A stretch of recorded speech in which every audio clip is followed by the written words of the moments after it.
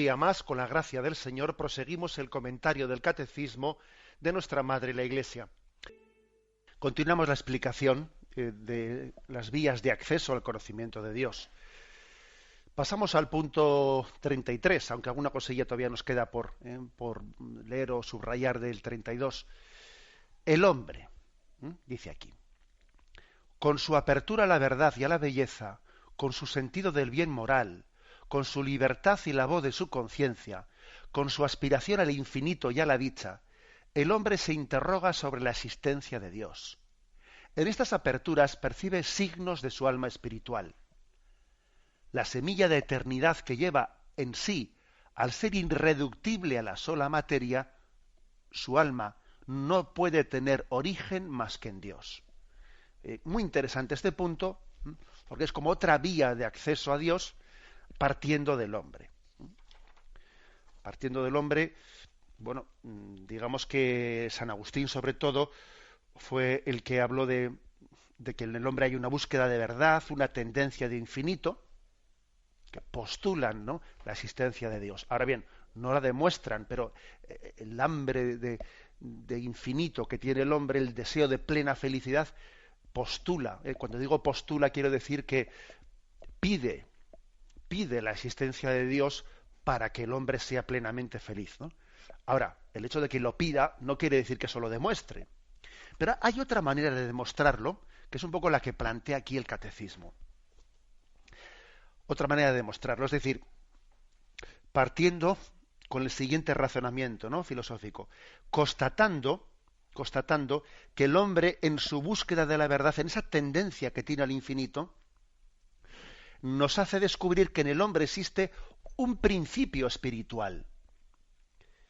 Un principio espiritual que es irreductible a la materia, que en el fondo llamémosle alma o llamémosle como queramos llamarlo, pero hay en el hombre un principio espiritual que no se explica solamente por su biología, que es el que tiene ese deseo de infinito.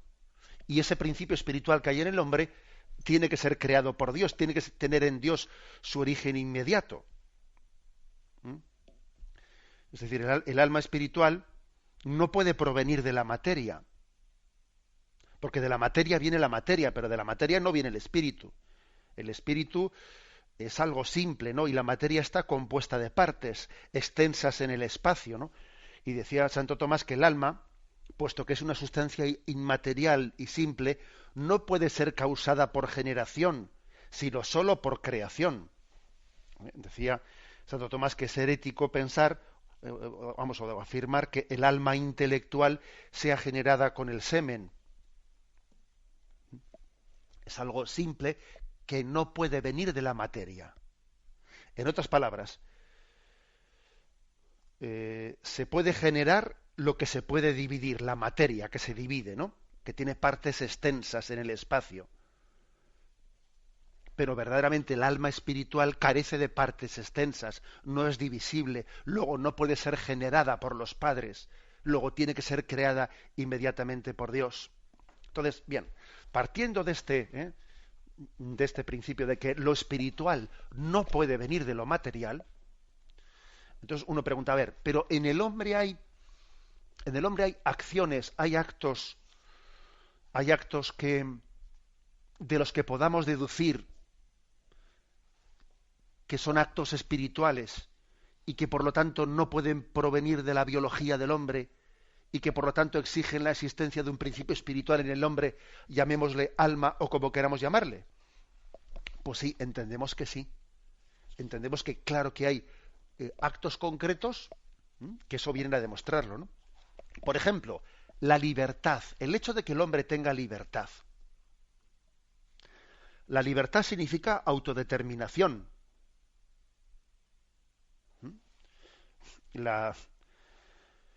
Es decir, nosotros nos autodeterminamos. Ya sabemos que tenemos condicionamientos, estamos condicionados pues por la biología, estamos condicionados por la materia, estamos condicionados por las circunstancias que nos rodean.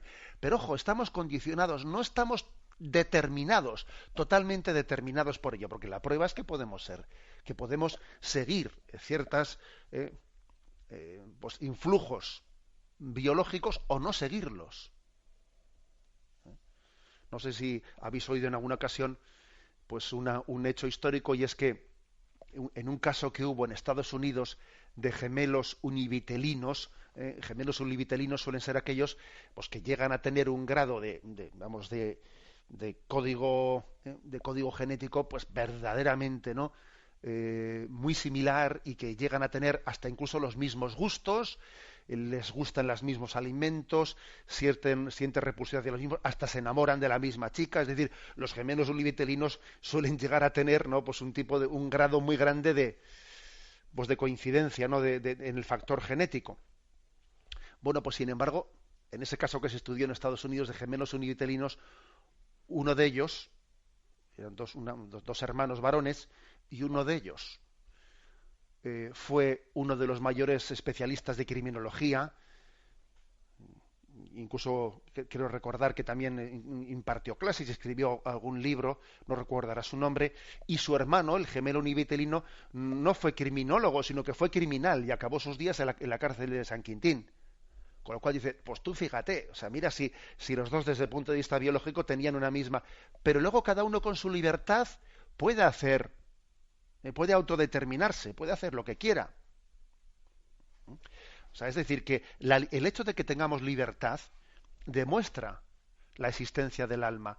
Si el hombre procediese como proceden los animales, condicionado por sus instintos, condicionado por su biología, condicionado por los elementos y las circunstancias que le rodean, entonces el hombre no sería libre. Y todos haríamos lo mismo, como de hecho los animales lo hacen, ¿no? En el animal es muy predecible. Los animales son copias de sus padres. Nosotros no somos copia de nuestros padres. El animal no se distancia de las cosas materiales en cuanto a cosas, y así él no puede elegirlas. Sus movimientos son siempre los mismos. En realidad, la historia del animal no es historia, sino que más bien es una vida vegetativa, una vida animal. Pero el hombre elige, el hombre se determina, el hombre es libre. Luego existe un alma, existe un principio no reductible a lo biológico, que obviamente ese alma tiene que ser creada por Dios, porque como decía, de lo material no puede venir lo espiritual. Bueno, he aquí pues un argumento concreto. El hecho del conocimiento intelectual, el hecho de que nosotros, o sea, los animales tienen únicamente un conocimiento sensible. Sin embargo, el hombre trasciende el conocimiento sensible y llega a abstraer conceptos, ¿no? A abstraer de la materia. Por ejemplo, el hombre no únicamente conoce cosas concretas, un monte, un árbol, sino que llega a abstraer el concepto de la bondad, de la belleza, de la verdad. Tiene una capacidad de abstracción de la materia, cosa que un animal no tiene. Por lo tanto, debe de haber en el hombre un principio que sea capaz de formar tales conceptos. Ese principio espiritual capaz de abstraer de lo material, pues es lo que llamamos alma. Pero sin embargo, los animales no llegan al aprendizaje como tal. No pueden hacerlo porque para eso se necesita, hace falta un acto espiritual que abstrae de lo sensible, ¿no? Por ello ocurre que que todo lo que el hombre aprende no lo transmite a sus hijos en la generación, no va encerrado en sus genes, a diferencia del animal, que el animal todo lo que conoce por instinto lo comunica por generación material, y entonces pues un ave nace sabiendo emigrar, y ¿cómo le han enseñado a esa ave a dónde tiene que emigrar? Lo tiene, fijaros, escrito en su código genético. Es increíble, ¿no? Pero un ave tiene el aprendizaje de cómo se hace esto, de cómo se hace el otro. Y eso lo lleva en su código genético. Entonces no se lo enseña a sus hijos, no, se lo transmite en el código genético. Pero no ese es el caso de los hombres. El hombre aprende, abstrae, etcétera. Y cuando un animal por adiestramiento, ¿no? Se le enseña una cosa, bien, se la has enseñado él, pero él no se la puede enseñar a su hijo. Porque él únicamente lo ha aprendido por asociación de imágenes y de sensaciones, porque haciendo esto le han dado un azucarillo, etcétera. Pero él en realidad no ha aprendido un concepto abstracto, sino que se ha limitado a un conocimiento sensible que hago esto azucarillo. Pues, pero vamos, no has traído, ha sido un aprendizaje pasivo, pero no ha tenido por el camino de la inteligencia y de la abstracción una comprensión de lo que hace. Eso solamente lo puede hacer el hombre. Y eso supone un alma espiritual. Más ejemplos, ¿eh? Más ejemplos. Por ejemplo, el arte. El arte. Imaginemos que entramos en una caverna y uno dice, a ver, en esta caverna ¿habitaría el hombre primitivo o no habitaría el hombre primitivo? Y porque igual pues estos restos que vemos igual no son del hombre, igual son del mono. ¿Sería mono o sería hombre ya? ¿Sería animal o sería hombre? Igual pues por el tipo de restos que vemos igual no llegamos a deducirlo, pero de repente uno ve pintado, ¿no? Pintado en la pared imágenes de bisontes y de unos cazándolos, ¿no? Con una lanza. Y dice, hombre, eran hombres. ¿Por qué? También los animales cazarán, sí, un momento. Pero un animal no puede pintar un bisonte, porque si el pintor tiene un concepto de bisonte, es decir, ha extraído lo que es el bisonte, el arte es un fenómeno espiritual. Si alguien ha llegado a pintar, es que ese hombre no puede ser animal porque tiene un fenómeno, tiene una capacidad de contemplación, de abstracción, de belleza, que el animal que solo funciona por instintos no puede tenerla. El animal no hace nada más allá de lo que sea útil para su vida, de lo que le pida el instinto. Pero el instinto nunca le pedirá pintar. El instinto nunca le va a pedir hacer una poesía.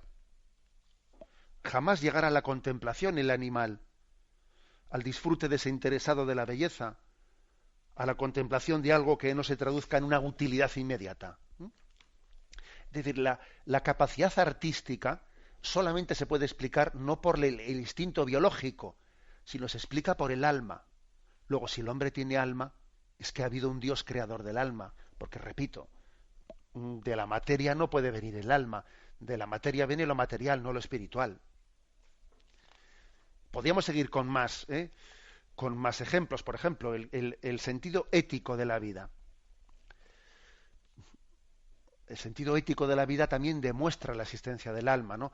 La ética supone en el hombre la existencia de la conciencia.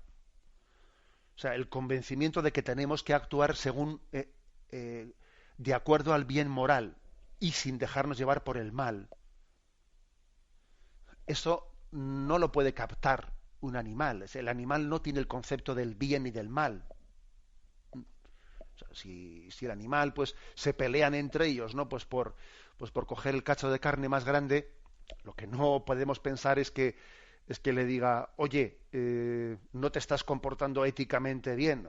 Perdona, eso seguro que alguno estará pensando, pues yo también conozco muchos hombres que funcionan como los animales. Sí, eso es verdad, pero el hecho de que haya muchos hombres que vivan animalmente no quiere decir que no tengan alma, sino que de alguna manera no se comportan espiritualmente, sino que se comportan carnalmente, ¿eh? Pero eso en el fondo, por eso es el pecado que cometen, de no vivir conforme a la dignidad de hombres, ¿no? Bien, pero a lo que iba, que la existencia de la ética y del concepto de lo bueno, de lo malo, de lo prudente, de lo imprudente, etcétera, supone también la existencia del alma. Por ejemplo, el fenómeno de la religión, el fenómeno religioso, también supone la existencia del alma, la existencia, o sea, de la dimensión espiritual del hombre. Los animales carecen de religión. No pueden tenerla, es imposible, porque el fenómeno religioso es un hecho radicalmente espiritual. Supone en el hombre una tendencia al infinito, que solo surge por la constatación de que las cosas de este mundo no le satisfacen plenamente, ¿no? Sin embargo, si a un animal pues, le satisface sus instintos, él ya no te pide más. Al animal dale de comer cuando tiene hambre, se aparea cuando está en celo, etcétera. Cuando tiene frío busca el sol, cuando tiene tal, y ya está, y no le pidas más. La tendencia al infinito, pues es un hecho espiritual que no se encontrará en los animales. Por lo tanto, no es ajena a la religión. Bueno, esto no digo por lo tanto, sino un argumento, perdón. Es decir, la conciencia que tiene el hombre de que la muerte es un enemigo de nuestra felicidad plena, porque es que nosotros deseamos vivir para siempre, ¿no? Y que la muerte es un obstáculo, esa es una conciencia que la tiene el hombre. El animal no se enfrenta a la muerte como nosotros nos enfrentamos. Para él no es un drama la muerte como lo es para nosotros. El hombre es el único. El hombre va a la muerte habiendo constatado que va a morir. El animal pues, no sabe que va a morir, sencillamente se muere, ¿no? O por instinto se retira a un sitio donde vaya a morir, pero sin la conciencia del drama que supone de búsqueda del infinito y búsqueda de la vida plena, ¿no? Bien, como veis, podríamos utilizar más ejemplos todavía, porque la deducción de que en muchas partes de la vida del hombre hay acciones espirituales y que de las acciones espirituales se tiene que deducir que hay un principio espiritual en el hombre. Deducir eso, ¿no? Aquí hay acciones espirituales que requieren un principio espiritual.